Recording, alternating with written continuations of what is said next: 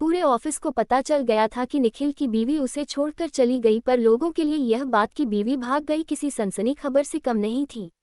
कुछ दिन, फिर हफ्ता और 1 महीना कब तक छुपाता, आखिर सबको पता चल ही गया। पहले रिश्तेदारों, पड़ोसियों और अब ऑफिस वालों को कि 6 महीने की शादी इस तरह फना हुई जैसे सुनामी की तबाही। निखिल के माँ बाप देहरादून में रहते थीं। कुछ समय निखिल के साथ रह और दूसरी शादी की नेक सलाह देकर चले गए। रिश्तेदारों और पड़ोसियों को तो वह शुरू से भाव नहीं देता था, इसीलिए उनकी बात बेपरवाह लहजे से सुनकर भी नहीं सुनता था। अब बात ऑफिस की, जहां 8-10 घंटे तो बिताने ही हैं। उसके आते ही चपरासी से लेकर उसके साथी भी मजाक करने से नहीं चूकते थे। विनय और शेफाली कहते, यार निखिल तू तो बड़ा पतिव्रता था, सारे घर के काम करता था, तेरा तो कोई चक्कर भी नहीं था, फिर क्या हुआ? तू तो हनीमून पर सिंगापुर या मलेशिया भी ले गया था। यार कितनी सेक्सी और हॉट कपल लग रहे थे, फिर मेघा क्यों भाग गई? शेफाली भी बोल पड़ी, पूजा ने तो एक दिन लिफ्ट लेने के बहाने कह भी दिया, कहीं और चक्कर तो नहीं था, पता करो। निखिल कोई जवाब नहीं देता, बस हाँ हूँ कहकर लोगों को अनसुना कर दिया करता था। वो पहले भी ऑफिस में ज्यादा नहीं बोलता था और अब बिल्कुल चुप। एक दिन तो बॉस ने बुलाकर निखिल को ऐसा लपेटा जैसे बीवी न भागकर उसे एड्स हो गया हो। बॉस बोले, क्या बात है निखिल, क्या तुम अपनी बीवी को मारते थे? नहीं सर, कैसी बात कर रहे हैं आप मुझे जानते नहीं हैं क्या?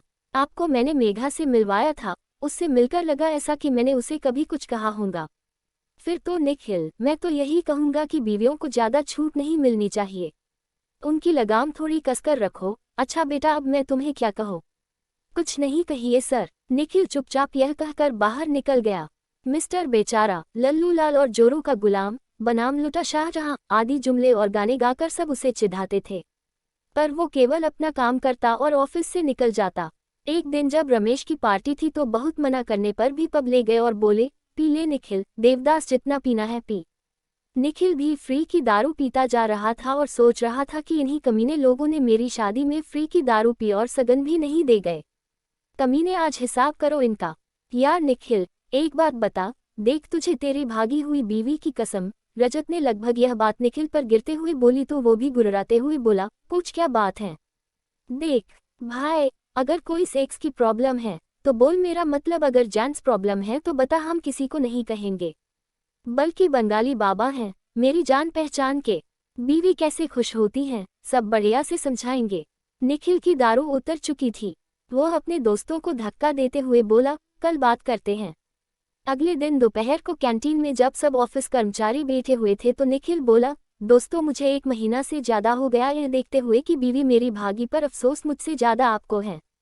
हाल फिलहाल मैं आपको यह बताना चाहता हूँ कि मेरी बीवी क्यों चली गई। दरअसल हुआ यूं कि उसके माँ बाप ने उसे बहुत नाजों से पाला, उसे कोई कमी नहीं दी, पर 4 लोग क्या कहेंगे यह कहकर उसके सपने तोड़ दिए।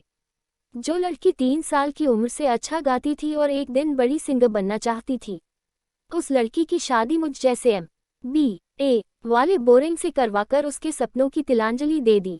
जब एक दिन उसने मुझे यह बताया तो मैंने उसे आज़ाद कर दिया ताकि वो अपना सपना पूरा कर सके। मुझ जैसे बेचारे देवदास पति की कामना आज यहाँ बैठी हर लड़की को है, मगर मेरी बीवी भाग गई, उसमें कमी मेरी है। मेरी सेक्स लाइफ सुधारने का लेक्चर देते हुए दोस्तों से कभी पूछे कि उनकी बीवियां उनसे जान छुड़ाने के लिए कितनी तैयार हैं।